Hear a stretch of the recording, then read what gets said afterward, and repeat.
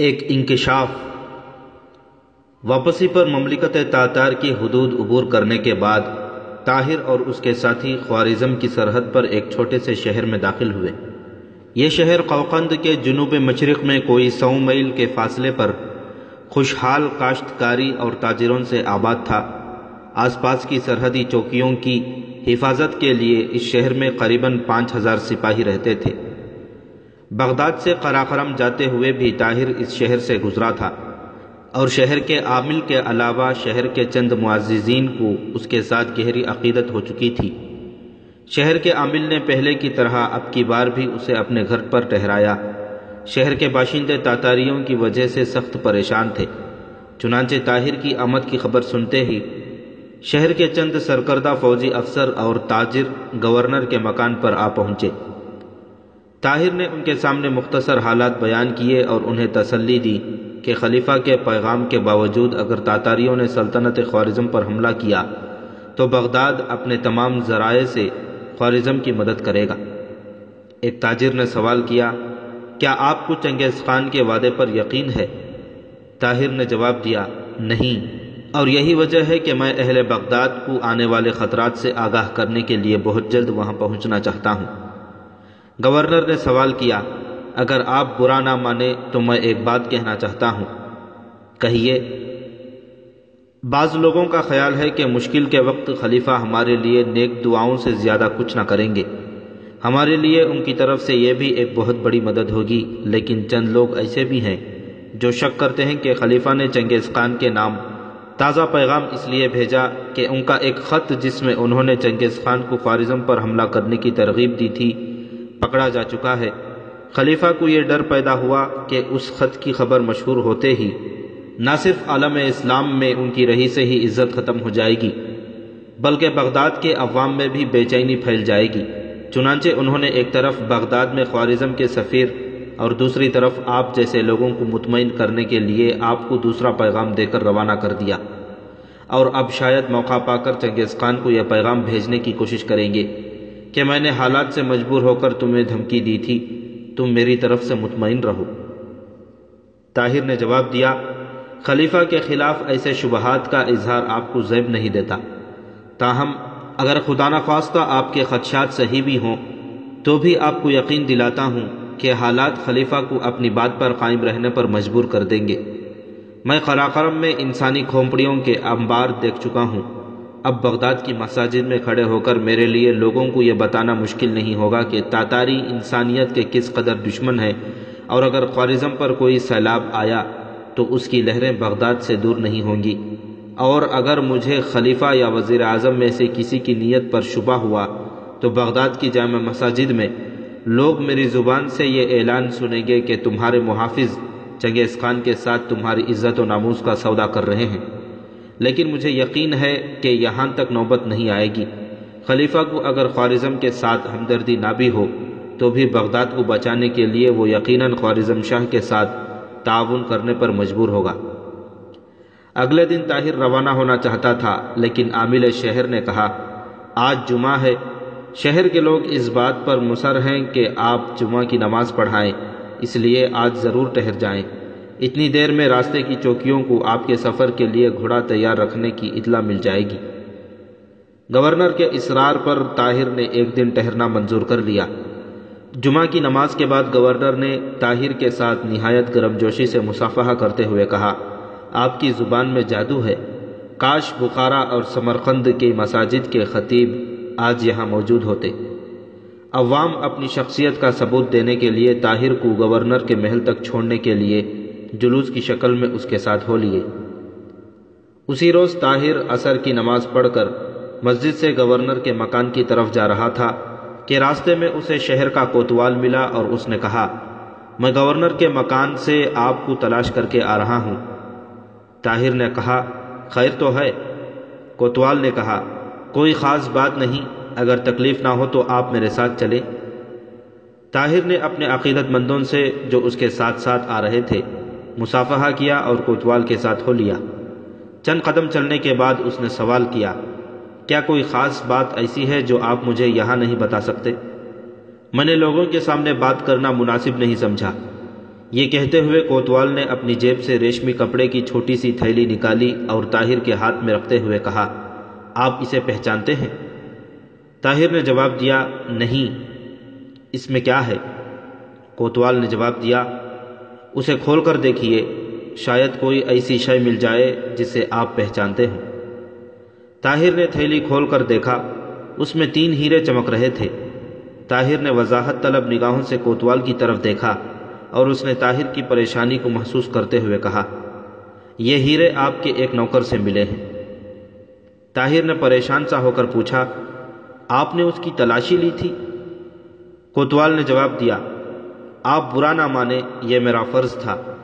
آپ کا نوکر ابھی ابھی ایک تاجر کی دکان پر کھڑا اسے ایک ہیرا دکھا کر قیمت دریافت کر رہا تھا، اور وہ تاجر آپ کے ساتھ ملاقات سے اور آج آپ کی تقریر سن کر آپ کا گرویدہ ہو چکا ہے۔ اسے شک گزرا کہ معمولی حیثیت کے آدمی کے پاس ایسے قیمتی ہیرے نہیں ہوتے۔ اس نے مجھے آ کر بتایا کہ شاید آپ کے نوکر نے آپ کی چوری کی ہے۔ چنانچہ میں اس کی تلاش کے لیے نکلا تو وہ ایک اور تاجر کی دکان پر کھڑا ہیرے کی قیمت دریافت کر رہا تھا۔ ہیروں کی قیمت جاننے کے متعلق اس کی بے قراری یہ ظاہر کرتی تھی کہ یہ اس نے حال ہی میں کہیں سے حاصل کیا ہے۔ چنانچہ میں اسے پکڑ کر کوتوالی میں لے گیا، وہاں اس کی تلاشی لی تو اس تھیلی سے 2 اور ہیرے بھی نکل آئے۔ طاہر نے کہا، آپ نے اس سے پوچھا کہ اس نے یہ ہیرے کہاں سے لیے ہیں؟ کوتوال نے جواب دیا، وہ ابھی تک کوئی جواب نہیں دیتا، اور آپ کو اس واقعے سے آگاہ کرنے سے پہلے میں نے اس پر سختی کرنا مناسب نہ سمجھا۔ طاہر ایک گہری سوچ میں پڑ گیا۔ کوتوال کے قریب پہنچ کر طاہر نے کہا، آپ نے اس کا نام پوچھا؟ کوتوال نے جواب دیا، وہ اپنا نام کمال بتاتا ہے۔ طاہر نے کہا، بہتر ہے کہ میں تنہائی میں اس کے ساتھ بات کروں۔ کوتوال نے کہا، چلیے آپ میرے کمرے میں بیٹھ جائیں، میں اسے وہاں لے کر آ جاؤں گا۔ طاہر کو ایک کمرے میں بٹھا کر کوتوال تھوڑی دیر میں کمال کو لے آیا اور اسے طاہر کے پاس چھوڑ کر باہر نکل گیا۔ کمال نے طاہر کی طرف دیکھا، اس کی حالت ایک لٹے ہوئے تاجر سے مختلف نہ تھی۔ اس نے ایک لمحے کے لیے آنکھیں پھاڑ پھاڑ کر طاہر کی طرف دیکھا اور کانپتی ہوئی آواز میں کہا، وہ ہیرے میرے ہیں۔ طاہر نے اٹھ کر تھیلی اس کے ہاتھ میں دے دی اور کہا، گھبراؤ نہیں، میں صرف یہ جاننا چاہتا ہوں کہ یہ تم نے کہاں سے لیے ہیں؟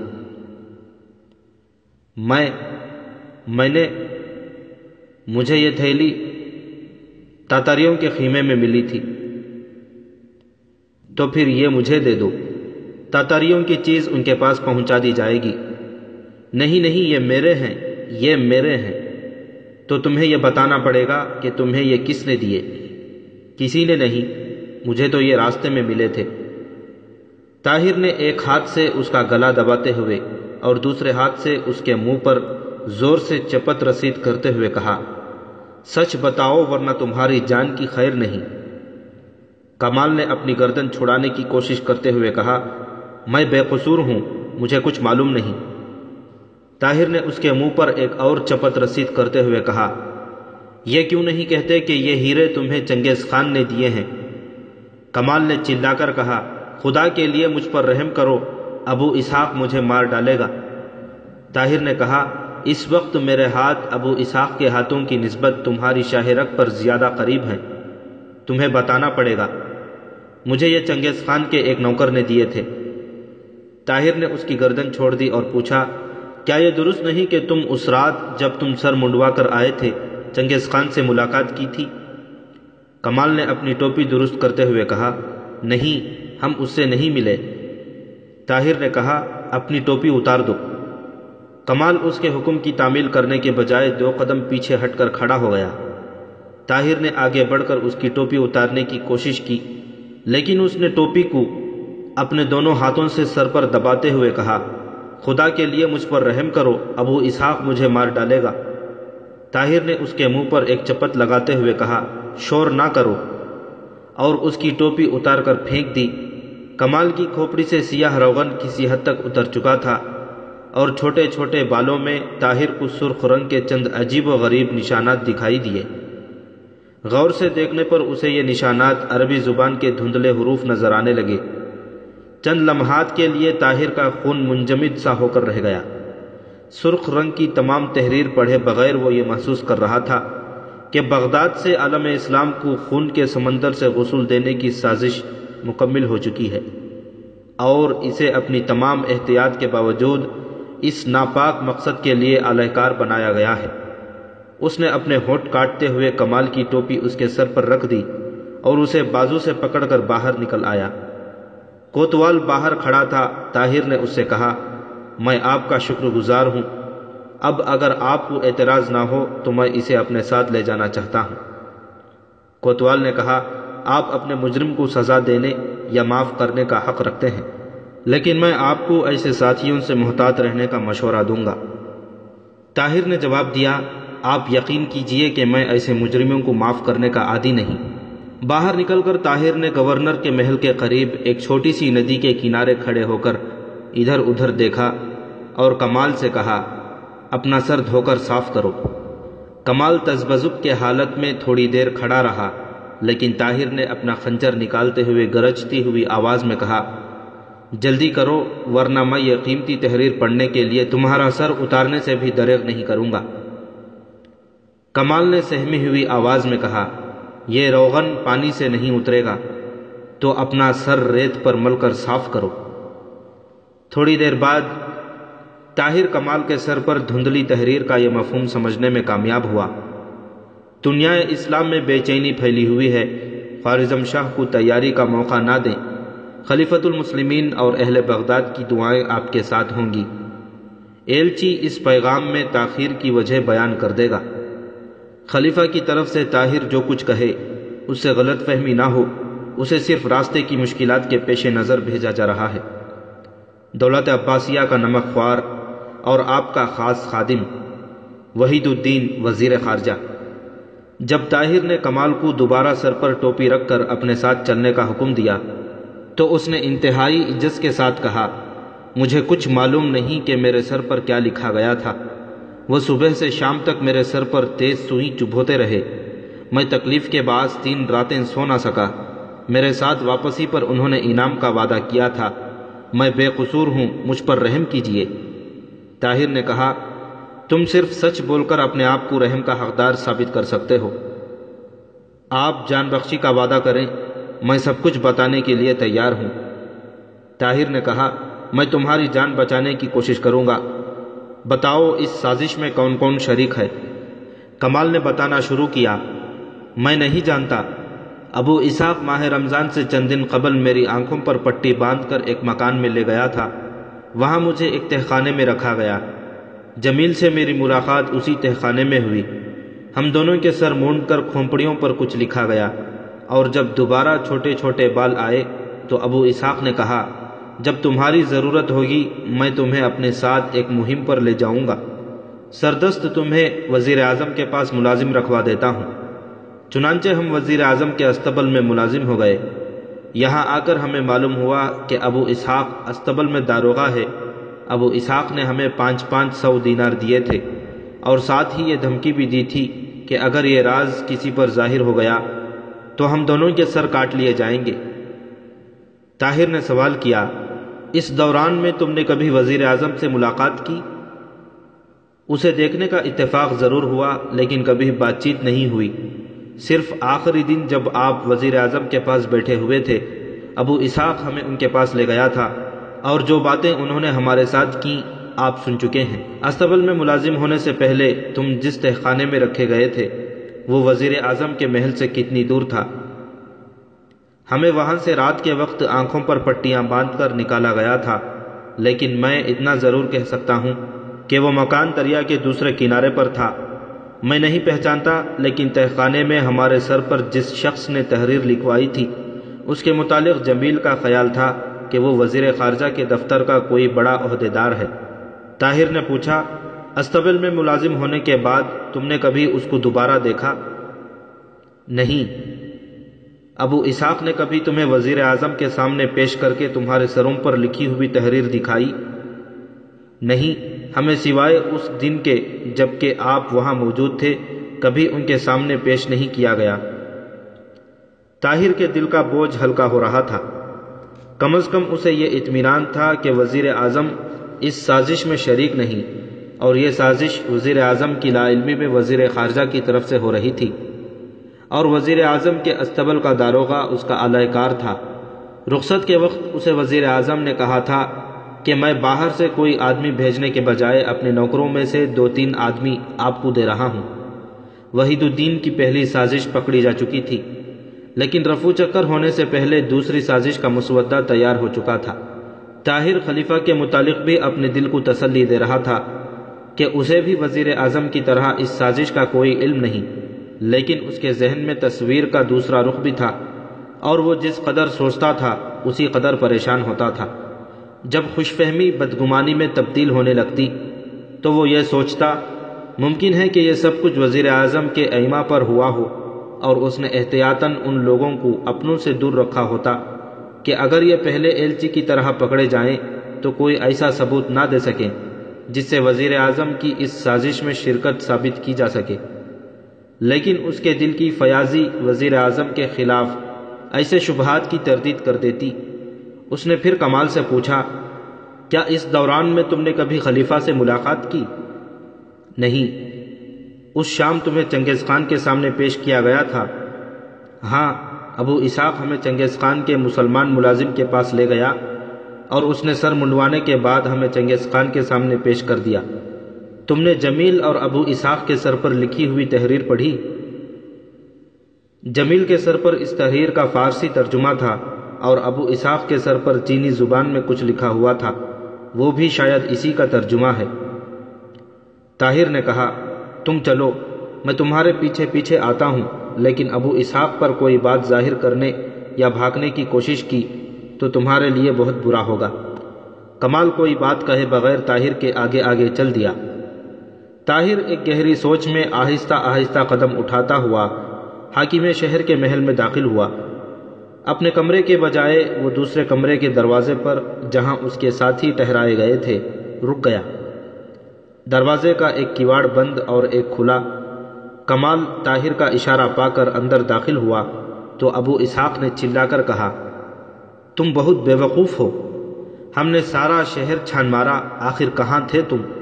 کمال نے سہمی ہوئی آواز میں جواب دیا، میں یہیں تھا۔ تم نے طاہر کو دیکھا؟ طاہر؟ کیا وہ یہاں نہیں ہے؟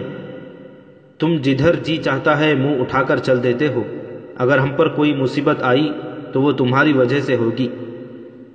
طاہر چپکے سے کمرے میں داخل ہوا اور ابو اسحاق نے جلدی سے کہا، ہم آپ کے متعلق باتیں کر رہے تھے، میں بہت پریشان تھا۔ طاہر نے اس کے سوال کا جواب دینے کے بجائے کہا، تمہیں اور تمہارے ساتھیوں کو صفائی سے اس قدر نفرت کیوں ہے؟ میرے خیال میں ابھی تک تم میں سے کسی نے سر دھو کر وہ سیاہ روغن اتارنے کی کوشش نہیں کی۔ ابو اسحاق نے اپنی پریشانی پر قابو پانے کی کوشش کرتے ہوئے جواب دیا، ہم تاتاریوں کا یہ تحفہ بغداد لے جانا چاہتے ہیں۔ اگر وہاں کوئی تاتاری ملے گا تو ہم بغداد کے باشندوں سے مطالبہ کریں گے کہ اس کے ساتھ بھی یہی سلوک کیا جائے۔ طاہر نے کہا، ذرا اپنی ٹوپی اتار دو۔ ابو اسحاق نے قدر تذبذب ظاہر کرنے کے بعد اپنی ٹوپی اتاری اور پھر جلدی سے اپنے سر پر رکھتے ہوئے کہا، میری احتیاط کے باوجود روغن اتر چکا ہے۔ بغداد میں سیاہ روغن کی کمی نہیں، تم یہاں اپنا سر دھو کر صاف کر لو اور بغداد پہنچ کر سر پر تازہ سیاہی مل لینا۔ اور جمیل، ذرا تمہارا سر بھی دیکھوں۔ جمیل نے ابو اسحاق کی طرف دیکھا اور اس کا اشارہ پا کر ٹوپی اتار کر پھر جلدی سے سر پر رکھ لی۔ طاہر نے کہا، کمال، تم نے بھی شاید اپنا سر نہیں دھویا۔ کمال نے یکے بعد دیگرے ابو اسحاق، جمیل اور طاہر کی طرف دیکھا اور طاہر کا اشارہ پا کر جھجکتے ہوئے اپنی ٹوپی اتار دی۔ ابو اسحاق اور جمیل ایک لمحے کے لیے مبہوت سے ہو کر رہ گئے۔ طاہر نے کہا، ابو اسحاق، کمال کے سر پر شاید کچھ لکھا ہوا ہے، ذرا پڑھ کر سناؤ۔ ابو اسحاق نے کہا، تو آپ سب کچھ جان گئے ہیں؟ طاہر نے کہا، نہیں، ابھی تک تم دونوں کی کھوپڑیاں میری نگاہوں سے پوشیدہ ہیں۔ ابو اسحاق اٹھ کر کھڑا ہو گیا، اس کا ایک ہاتھ خنجر کے دستے پر تھا۔ طاہر نے جلدی سے اپنا خنجر نکالتے ہوئے گرجتی ہوئی آواز میں کہا، بیٹھ جاؤ، تمہاری طرف سے کسی جوش و خروش کا مظاہرہ میری یہ رائے نہیں بدل سکے گی کہ غدار بزدل ہوتے ہیں۔ ابو اسحاق اب طاہر کے بجائے اپنے ساتھیوں کی طرف دیکھ رہا تھا۔ کمال کی بے حسی اس کے لیے حوصلہ شکن تھی۔ جمیل نے چند بار اٹھنے کی کوشش کی لیکن طاہر کی نگاہوں نے اسے بیٹھنے پر مجبور کر دیا۔ طاہر نے کہا، سلطنت خوارزم کے لیے تمہارے سر بہت اہم ہیں۔ اگر یہ ضبط کر لیے جائیں تو میں تمہیں یقین دلاتا ہوں کہ تمہارے باقی دھڑ بغداد پہنچا دیے جائیں گے۔ کمال نے کہا، لیکن میرے ساتھ آپ کا وعدہ؟ طاہر نے اس کی بات کاٹتے ہوئے کہا، تم خاموش رہو۔ ابو اسحاق نے سہمی ہوئی آواز میں کہا، آپ اور ہم سب خلیفہ کے خدمت گزار ہیں۔ جس نیک نیتی کے ساتھ آپ نے اپنا فرض پورا کیا ہے، اسی نیک نیتی کے ساتھ ہم نے وہ فرض جو ہم پر عائد کیا گیا تھا پورا کیا ہے۔ کیا یہ بہتر نہیں کہ ہم یہاں جھگڑنے کے بجائے بغداد پہنچ کر اس جھگڑے کا فیصلہ خلیفہ کو سونپ دیں؟ طاہر نے کہا، تم جھوٹ کہتے ہو۔ خلیفہ تمہاری اور وزیر خارجہ کی سازش میں شریک نہیں۔ کیا یہ بہتر نہیں ہوگا کہ آپ کوئی رائے قائم کرنے سے پہلے بغداد پہنچ کر خلیفہ سے پوچھ لیں؟ اگر ان کی گواہی… ابو اسحاق طاہر کے عقب میں نیمواں دروازے سے باہر کسی کو کھڑا دیکھ کر رک گیا اور پھر اپنا لہجہ تبدیل کرتے ہوئے کہا، آپ خوارزم سے انعام کے لالچ میں ہمیں پھنسوا کر خود نہیں بچ سکتے۔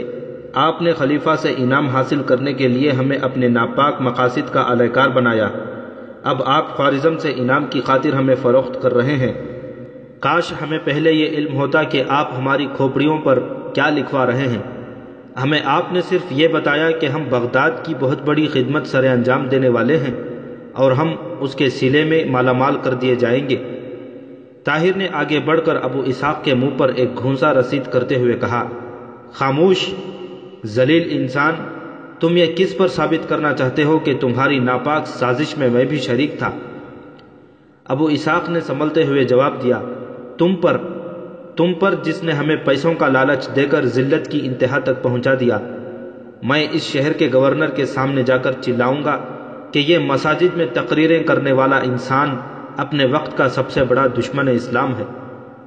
طاہر نے کہا، تم اس یادہ گوئی سے مجھے مروب نہیں کر سکتے۔ تمہارے جیسے غدار کو کیفر کردار تک پہنچانے کے لیے میں اگر خود بھی سولی پر چڑھ جاؤں تو مجھے پرواہ نہ ہوگی۔ کمرے کا دروازہ کھلا اور شہر کا گورنر چند نوکروں کے ہمراہ اندر داخل ہوا۔ ان سب کو حراست میں لے لو، گورنر یہ کہتے ہوئے طاہر سے مخاطب ہوا، میں آپ کی گفتگو سن چکا ہوں۔ یقین کیجئے ان سب باتوں کے باوجود مجھے آپ کے متعلق اپنی رائے بدلتے ہوئے دکھ ہوتا ہے، تاہم آپ کو کچھ عرصہ نظر بند رکھنے پر مجبور ہوں۔ طاہر نے کہا، تو اسحاق نے اپنا لہجہ آپ کو دروازے کے پیچھے کھڑے دیکھ کر تبدیل کیا تھا۔ مجھے آپ جہاں چاہیں لے جا سکتے ہیں، لیکن میرے متعلق کوئی رائے قائم کرنے سے پہلے آپ مجھے کچھ کہنے کا موقع دیں۔ اگر آپ اپنے ساتھیوں کے الزامات کی تردید کر سکیں تو مجھے یقیناً ایک روحانی مسرت ہوگی، لیکن ایسے سنگین مقدمے کا فیصلہ فقط قوقند کے حاکم اعلیٰ صادر فرما سکیں گے۔ عامل شہر نے اپنے ساتھیوں کو حکم دیا کہ وہ طاہر کے ساتھیوں کو بیڑیاں پہنا دیں اور طاہر کو ساتھ لے کر دوسرے کمرے میں چلا گیا۔ طاہر کا طویل بیان سننے کے بعد اس نے کمال کو پیش کرنے کا حکم دیا اور اس سے چند سوال پوچھنے کے بعد طاہر سے مخاطب ہو کر کہا، جہاں تک میرا تعلق ہے آپ کے بارے میں میرے شبہات بہت حد تک دور ہو چکے ہیں، لیکن میں پہلے عرض کر چکا ہوں کہ حاکم اعلیٰ کے احکامات حاصل کیے بغیر میں کوئی فیصلہ نہیں کر سکتا۔ میں آج ہی ان کے پاس اپنا ایک ایلچی روانہ کر رہا ہوں۔ آپ کے ساتھ میں اتنی رعایت کر سکتا ہوں کہ آپ کو بیڑیاں نہ پہنائی جائیں گی، لیکن آپ کو قلعے میں نظر بند رکھنے پر مجبور ہوں۔ آپ کے ساتھیوں کو ان کے سروں کا معائنہ کرنے کے بعد قید خانے میں بھیجا جائے گا۔ شام کے وقت گورنر کا ایلچی قوقند کے حاکم اعلیٰ کے پاس اس شہر کے عامل کا پیغام لے کر روانہ ہو چکا تھا۔ حاکم شہر نے اپنے مکتوب میں ملزم کی وکالت کے الزام سے بچنے کی کوشش کرتے ہوئے اس کی معصومیت کا اعتراف کیا تھا۔ قریباً 1.5 ہفتے کی نظر بندی کے بعد طاہر کو چند سپاہی تلواروں کے پہرے میں عامل شہر کے پاس لے آئے اور اس نے طاہر کو بتایا کہ قوقند کے حاکم اعلیٰ تیمور ملک کا جواب آ گیا ہے، آپ کو وہاں جانا پڑے گا۔ اور میرے ساتھی؟ حاکم شہر نے جواب دیا، وہ بہت دور جا چکے ہیں۔ آپ کا مطلب؟ میرا مطلب یہ ہے کہ تیمور ملک نے ان کی بجائے ان کے سروں کا مطالبہ کیا تھا اور میں ان کے حکم کی تعمیل پر مجبور تھا۔ نہیں، آپ جلد بازی سے کام نہ لیں۔ بغداد میں اس سازش کے تمام بانیوں کو پکڑنے کے لیے ان کا زندہ رہنا ضروری ہے۔ میں کہہ چکا ہوں کہ اس حکم کی تعمیل کی جا چکی ہے، لیکن کمال اور شاید جمیل بھی اس سزا کا مستحق نہ تھا۔ میں ان کے بدلے اپنا سر کٹوانے کو تیار نہ تھا، اور اس کے علاوہ آپ کی بھلائی بھی اسی میں تھی۔ آپ خواہ مخواہ اپنے ساتھیوں کی صفائی پیش کرتے، اور تیمور ملک آنکھوں سے دیکھنے کے بعد کانوں کی تصدیق کی ضرورت محسوس کرنے کا عادی نہیں۔ اور اگر آپ کو یہ خیال ہے کہ کمال آپ کی صفائی پیش کر سکتا تھا تو اس کی کمی میں نے پوری کر دی ہے۔ میں نے تیمور ملک کو دوسرا خط لکھ دیا ہے۔